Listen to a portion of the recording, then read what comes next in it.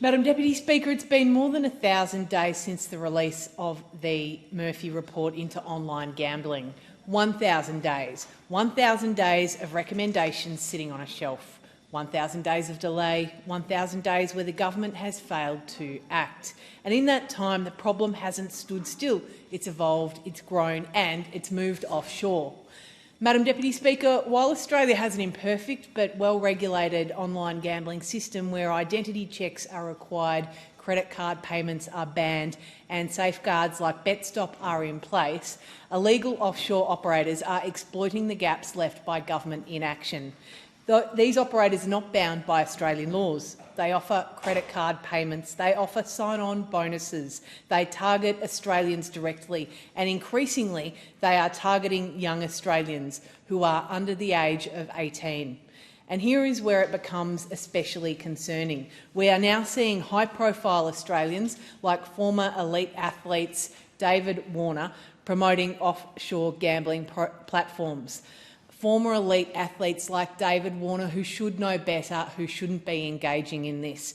These platforms operate outside Australian law. They do not have the same consumer protections. Platforms that Australians, including people under 18, are being driven towards through social media platforms.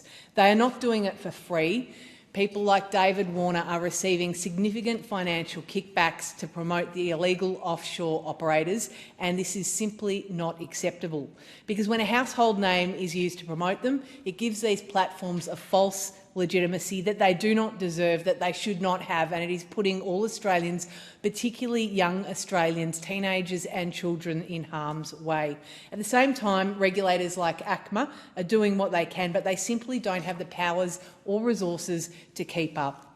These websites are blocked only to reappear the next day under a new name. It is like a game of whack-a-mole. Content is reported but it remains live, and enforcement is always one step behind. It's no longer an abstract risk, it's happening right now every day, and it's targeting young Australians. So after 1,000 days, the question is simple. Where is the government? When will the government act?